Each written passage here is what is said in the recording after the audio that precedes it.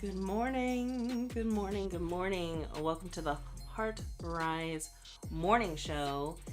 Fingers crossed that everything is actively working. Severely underestimating taking off a week and actually truly taking off a week and being on vacation and what that all means. Yeah.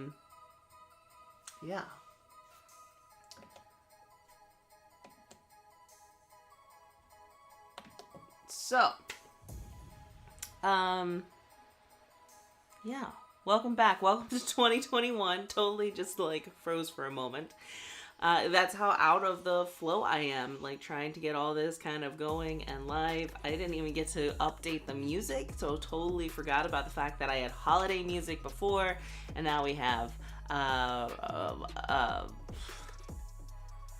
not holiday music. Wow. It just feels early in the morning. We've had quite a morning here in the Smelter household. My youngest lost her first pet this morning. It's a fish.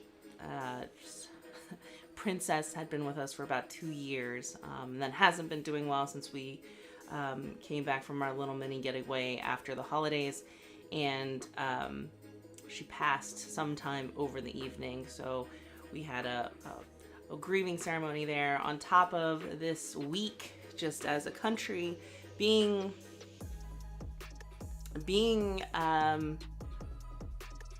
just a very interesting time, a very sad time. And I saw a post the other day where it said that, we are living through the history books right now. And that's something that, what a piece of me is amazed by. I never thought that I would see something in my lifetime that would be worthy of the history books, that would be truly monumental, that at one point in time when I'm old and gray, that I can tell my grandkids or my great grandkids that I actually lived through 2020 and all the aftermath and dynamics that are at play currently. It definitely is interesting. It's interesting. It's sad. It's frustrating. There's so many emotions tied to it. There's so many emotions tied to seeing the pain and the anger on both sides. So it's definitely been a week that energetically has been challenging. Many of you know, if you don't know, that I am super sensitive. So as energy shifts with the people that are around me, I definitely react to that. And many of you feel that same way, which is why you join me here every Friday, because we're all in this together as we're continuing our development. And the HRart Rise Morning Show is all about how do we raise our heart vibration, and I'm talking about heart as in HRart, which is when we are living a professional driven connected path. And I say that because that's where my niche is. And when I say professional, whatever that vocation is different for everybody, but you have this vocational calling to show up and to serve. Whether that is a stay-at-home mom, whether that is an entrepreneur, whether that is a full-time, part-time employee, whether that's a student, whatever that capacity is, but living in that connected path, knowing that you're serving your highest good to be of the greatest service.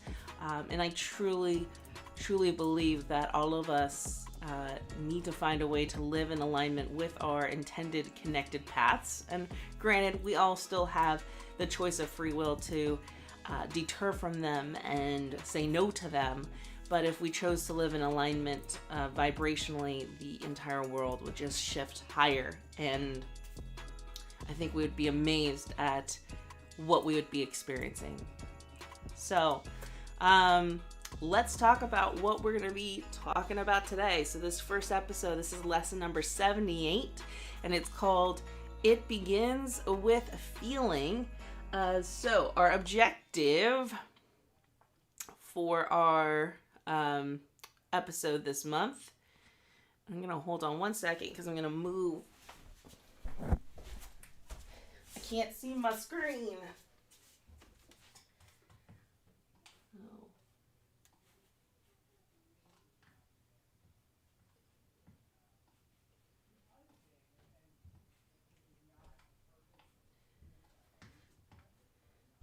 Apologies for the silence.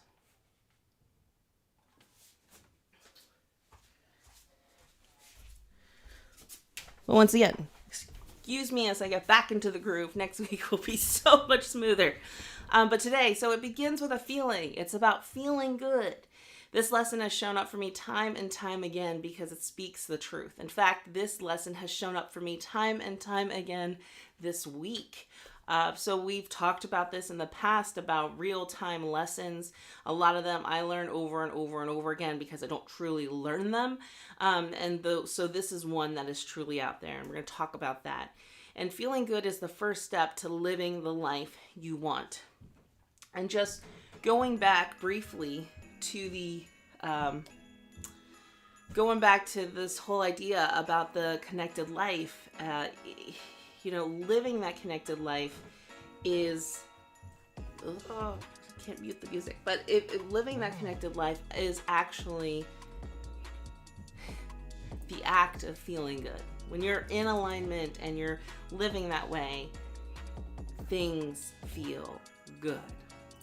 So, but before we get there, I want to talk about, I'm going to do our special little segment called Post to Ponder. So I'm still going through the archive posts that I've been saving through 2020. So these are 2020 posts that I still want to share with all of you. I'm cataloging for 2021. And we should start seeing those in the mix, I think, after next week. But I wanted to make sure that I shared these with you because they were powerful and they spoke to me. So let's move into Post to Ponder. Starting with post number 1. So if you are in HR and you don't know who Johnny C. Taylor is, you should know who he is. He is the president and CEO of SHRM, the Society for Human Resource Management. And if you don't follow him on LinkedIn, I highly, highly encourage it. Johnny, when he became president, one of the things that I love about him is what he posts and shares in social media, but in particularly in LinkedIn. So he puts out thought-provoking posts. I don't know if they're really him or if they're the SHRM team, but a lot of them really resonate with me. And commonly you see him out there interacting. I think it's him, but I also know better to know that sometimes there's a team of people who are making it look like they're posting. In fact, I just watched the movie The Higher Note, and in it, it's about a celebrity and a personal assistant, and they actually show this personal assistant running to take a picture of the sunset to post it on her Instagram account, so it looks like the celebrity is posting it, but really she is nowhere close to enjoying that sunset. She's still in bed. So I digress. Let's look at this post. This post, which I don't know when it was from. This is one of my only frustrations with LinkedIn. When I screenshot it, it says it's within 4 hours of when I screenshotted it, but there's no timestamp. But how can you spot a toxic work culture before you accept an offer? Here are a few red flags. Number 1, vague job descriptions. 2, the interviewer is unprepared. 3, company values are unclear. 4, they leave you hanging post-interview. According to a recent Gallup survey, 85% of the world's full-time workers are unhappy at work. If you know what to look for during the interview process, you can save yourself a lot of headaches in the long run. Have you avoided taking a job because the culture seemed problematic? What were the warning signs? And you can see there was 14 comments at that time of people engaging with this. But I think it's really fascinating. This post is geared towards people looking for a job. And, my work kind of goes in this parallel kind of pathway. I work with HR and organizations to get that function up so that we can establish a culture that's not toxic and have a really appealing culture for employees and candidates. But at the same time, I also work with individuals to make sure that they don't end up in toxic work cultures or in organizations that don't have a desire to care for their people or give them an environment to thrive. And so here we have with the Gallup survey kind of supporting that here are a few things which are HR functions. So I think this indirectly is a message to HR professionals to check these things out. Your job descriptions, if they're vague, if they don't match the job, if you don't have an understanding of what that job is, that's a huge red flag. I can't tell you how many times I've heard of people who have found new positions and then leave. And when I ask them why they left, it's because the job that they applied for and the description that they saw is not the actual work they were doing. The job that they applied for was the dream. That's not what actually happened. The interviewer is unprepared. I mean, I think that we, for so long, have treated the interview process with a sense of entitlement. So I work here, you want to work for my company, so impress me. It is a conversation. It is the beginning framework of a relationship. And so when you show up not prepared as the interviewer, it says to me that you don't respect me as an individual and you really don't have an interest in establishing or entertaining the idea of having a relationship with me in an employment aspect. Company values, there's a whole big difference between people who know how they come alive and they can recite them, but don't really know what they mean. And I have this constant battle a lot of times with senior leadership. We once again have created this thought that we have to have these perfectly articulated values that sound good or look great on the wall. But if no one knows what they mean and if they don't come alive, they are useless.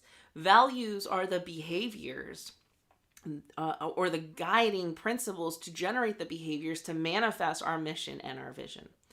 And then also like the communication piece. And I know that I struggle with this. I could say that it's probably a bad habit that I developed when I worked in the corporate environment. But, out of sight, out of mind. If you're going through the interview process and then once you decide that you don't want a candidate and you don't reach out to them or they're kind of put down on a low priority list and you lose that communication piece, that is a sign that you don't potentially care. And if you don't care in that scenario, there's probably a chance that there's places that you're slipping up and not caring in the actual culture. So once again, a post, very simplistic, but yet so thought-provoking, really made me think, really made me say, really affirmed what I was thinking about in a lot of different scenarios. Post number 2. So I started following this gentleman, Dr. DM Mooney, a while ago. I don't even know how I found him. And then I reached out and connected because his posts are fascinating. And I've been watching them for a long time. And once again, with this trend about the hiring process, and I can probably take a pretty good guess that when I was snapping these, I was teaching my recruitment class at the college. And so we talk a lot about the hiring process. And LinkedIn is just a fascinating platform for me to hear feedback from recruiters, from job applicants. I mean, from the recruitment process, this professional social media platform that was meant to connect people a lot for job opportunities. We get to see real time people's reactions and when things are going well or not going well. So he says, I wouldn't do well in a traditional hiring process. Doing an interview, they won't see a person who earned 5 degrees in 6 years, including a PhD, has taken 6 startups from 0 to $1 million plus through people experience management and organizational service design, developed strategies for 20 plus organizations in workforce development, UX, business management, and training, can standardize any department, team, or practice in any industry to align with any business goal, not an exaggeration. During an interview, they see a person who is very young, is black with dreadlocks and visible tattoos, speaks irregularly fast and choppy, has social behaviors that seem off due to my autism, doesn't align with their conventional thinking. This hiring process is structured around finding someone who fits in a typical box with typical wrapping. Outgrowing boxes means you don't align with expectations. This can result in a lot of rejection. You'll find yourself overqualified and underappreciated, but don't let this stop your development. Work on your personal brand to attracting those who value your uniqueness. Don't build a resume, build a brand and keep growing. Do this and they'll make their box bigger just for you. Wow, it's probably been months since I read that post, but that really just hit me. I mean, beyond the fact that it attracted my attention because there is so much truth there, between the biases that we see and the lenses on how we view people during the interview process and how we're trained systematically to do that. And that's something that I've been diving deeper into and expanding my mind on. But to turn it around and have this inspirational piece about your brand is so essential. And I think, when we think about traditionally, initially, when diversity came into the workspace, it was this idea that everybody looking and acting like the same was not adding value to the organization. And so how can I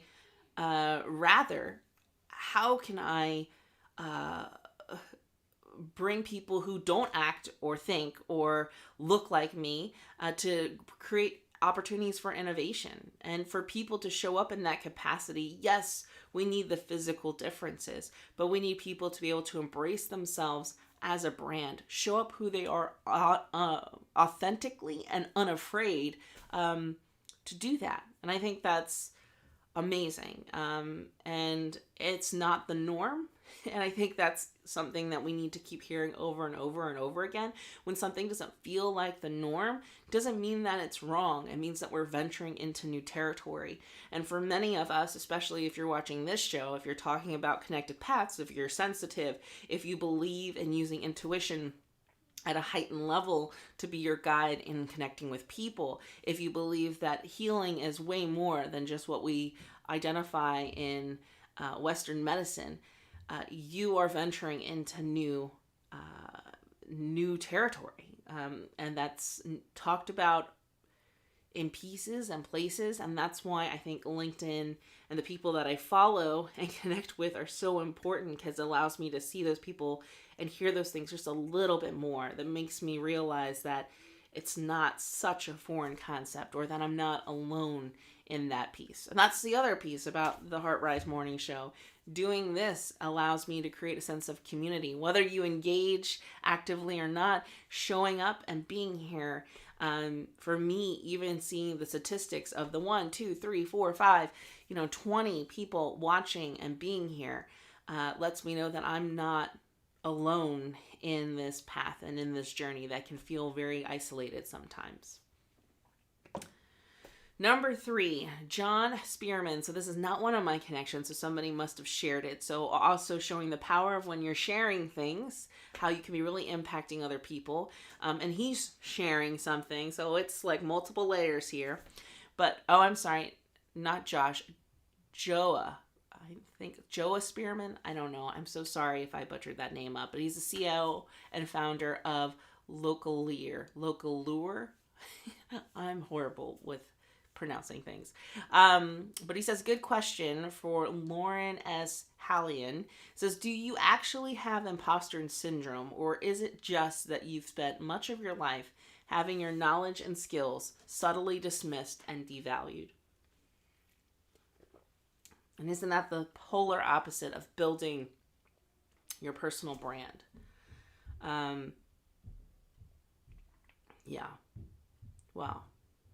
Okay, I'm just going to leave that there and let that just marinate for a second, because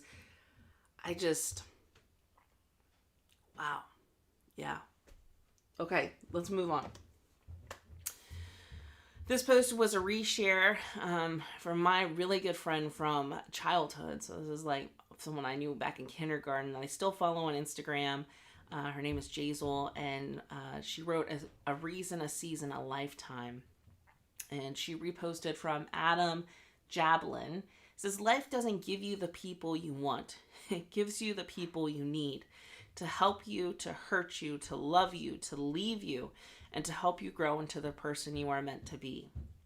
So I want to just be brutally honest. I totally just pulled these posts from I have uploaded them into the system, and then I just literally grabbed 5 because I was so unprepared this morning to go live. I thought I was prepared, and I totally was not. I totally just forgot about the groove of setting up tech and everything that goes into doing live, because this is still fairly new for me. And these are just building so beautifully. So we look at this idea of how much have people just subtly dismissed your knowledge, skills, and been devalued. Um, and and talking about, once again, expanding this lesson about people and how they help us grow. And I mean, I come from that perspective. The people are some of the most powerful lessons for us. That's why I feel incredibly blessed to be in the HR field. I get to work constantly with people who provide me lessons. And so they magnify my development. If I'm able to back up and realize that, I get to deal with a large, massive plethora of people, but they still are those who are being sent to me to challenge me, to push me. Not necessarily to be all happy-go-lucky. And I think sometimes when we think about challenging employees or challenging employment situations, that is a growth opportunity. If it's a challenging employee, it is always, always, always exposing processes or procedures that need to be looked at to strengthen the organization. All right, last one. Kirk Meade. Once again, I don't know who shared this, but he's a principal founder at the Carrington Group, but somehow ended up in my feed. So whoever shared it and I saw it, thank you. A Zoom call without cameras is called a conference or a phone call, and we used to do them all the time. They didn't require staring at anyone's face to communicate ideas or coordinate work. The point I'm making is straightforward. We don't need to expect or require people to have their cameras on, to be on constantly. Folks are already exhausted and giving so much more than any of us could have ever reasonably expected. Wow. So literally within the last 24 hours, I just downloaded an app, a new social media app, which I don't do. I really don't do, called Clubhouse, that basically is like they basically are like conference call chats that you can hop in and have conversation with people, like-minded individuals on all kinds of topics. And I thought initially when I heard about the concept, I was like, this is kind of weird. And then I went and did it.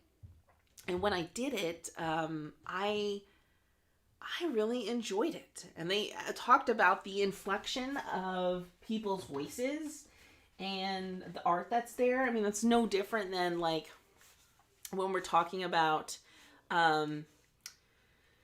like radio, if you think about really great radio personalities, or podcasts. I mean, that's what podcasts are. You never get to see me on my podcast, but when I'm talking, and there's just something about that conversation, that raw element. And so I think it is important for us to remember that not everything has to be on Zoom. There's still an ability to have a conference call, and there shouldn't be a judgment if someone doesn't want to use the camera. Cameras cause stress. Like, no doubt, they cause so much stress. And they also cause you to feel like you're on. And here is a perfect example of this. So I'm going to... Where are you? So here is a perfect example of this. When I have those posts up, I am much more comfortable talking than when I hit this live screen and I can see my smiling face instead. So you definitely, there's something to be said. It's just so different when it's just, that people aren't watching you and every little thing that you're doing or what your hair's doing. And so then anyways. So ending it with just like a light note that like Zoom is a great tool. I absolutely love it. I hope that it stays. But at the same time, making sure that we're not overdoing it. Or even, let's simplify that a little more. Giving yourself permission to stop your video when you don't have to. And I had to do that a couple times. Like, I've had really long days, and then maybe I would be on a 2-hour board meeting call for a local nonprofit that I'm serving on. And giving myself permission to hop on, to turn on my camera, say hello so they could see my face, but giving me permission to turn it off. So All right, so let's talk about our objective from today. About it's all begins with feeling. It's about feeling good. Um, so I said that this month I wanted to talk about goal setting and manifesting because that's what everyone talks about in January. And I think that over the last couple of years, I have definitely gained my own personal acceptance and knowledge of it. But one of the things that has always spoken and rung really true, and I learned this probably in year one when I went out on my own when I started HRart Associates, is that it starts with feeling good. And when it was taught by Gabrielle Bernstein, who is my spiritual teacher and mentor, and that's when I found her, was in my first year of launching Leadership Arts Associates, and I have done many courses with her, and she does a manifesting challenge every January. So for the first 21 days, every day you're focused to making sure your energy is aligned with your connected path, and she always says it starts with feeling good. When you're looking for guidance and which way to go, it starts with feeling good. We do Vision Fest at the end of the month, and when we're doing connected canvases, I guide people to put images and things on the board that feel good. When we're forcing something, if it doesn't feel right, there is a reason. Our body is signaling to us. We're getting a message saying there's something off, and we should respect that and honor that. And so if you're thinking about from day one going into a new year, which was filled with, everyone had really high expectations for this year. And man, in a matter of days, did 2021 deliver and say, hey, don't look at us like we're the magical fix for everything. Like, this is still life. Things did not stop. We're still dealing with everything. And so if you were wishfully thinking that things will just magically fall into place, you've got to be intentional about it. And if you're now thinking, well, where do I start? If you're feeling overwhelmed by the events that have occurred, which is totally rightfully expected, start with something that feels good. Feeling good could be taking a nap. Feeling good could be getting a cup of coffee. Feeling good could be taking a walk. Feeling good could be watching TV. Little things in those moments. And sometimes the little thing that we know is going to make us feel good in that moment, we fight with because we think it's not in the category that should be okay or that should serve us. So for example, we got away last week, and I was able to be, thanks to Airbnb, safely isolated, quarantined in a home that overlooked a lake view. And I had these big ambitions. I'm working on my 4th book, fingers crossed to come out in the spring, that I was going to write every day. I was going to get caught up on my writing deadlines. I was going to produce podcast episodes. I was going to work on this show and its production for 2021. And I was going to do Qigong every single day and have these beautiful 60-minute practices. I watched a lot of movies, a lot of TV. I sat in a lot of silence, and I took a lot of naps. And I really wrestled with that I was failing at being away, that I was sucking at disconnecting, but I truly did disconnect. And all the fears that I had, so even though I listened to my body and I still was having this internal kind of struggle, I did the things that felt good in the moment. I didn't make myself do these other things that I thought were the right things to do. But there was these gentle things that happened that let me know that things were right. I got random phone calls from people that I've been wanting to connect with, reaching out. And that sounds really strange, but you find that when you feel good and you're doing the things that serve you and feeling good, that you begin to experience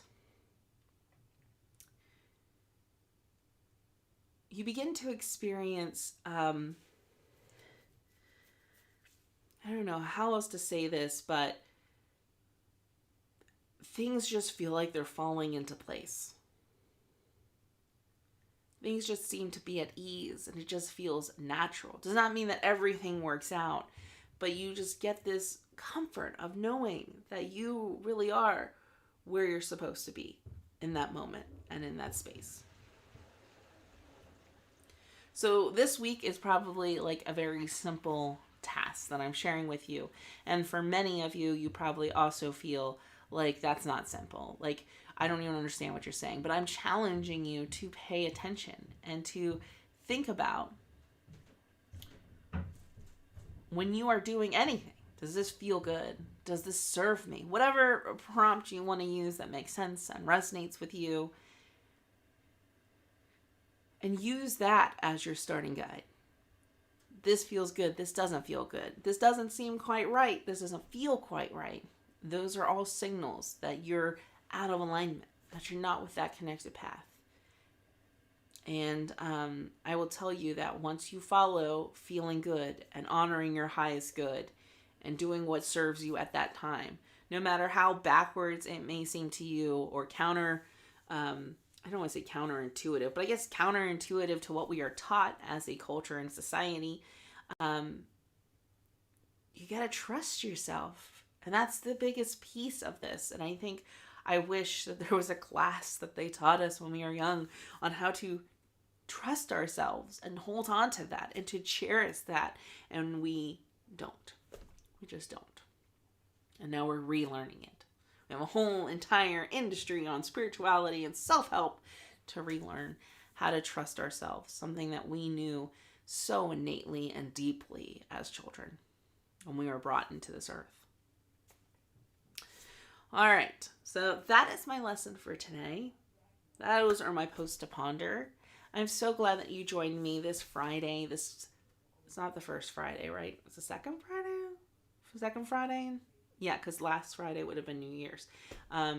So join me for this first Friday, or second Friday.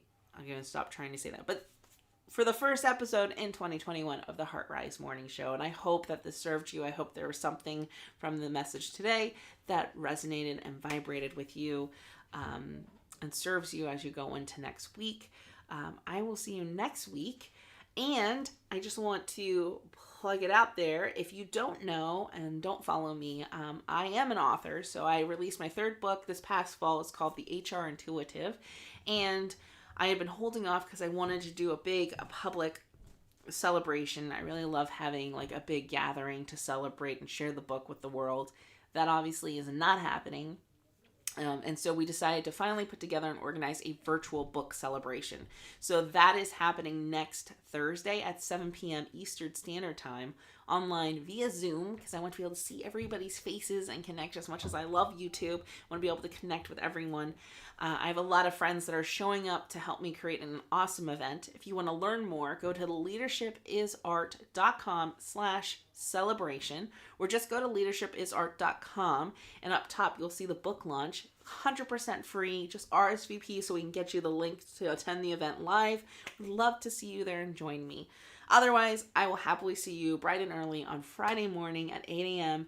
as we come back for the HRart Rise Morning Show. And if I pull up my sneak peek, lesson 79, we're talking about how joy as a priority, which is so fascinating because I literally was just thinking the other day about how I'm like, is joy like a word that I'm using too much, or this definition of joy?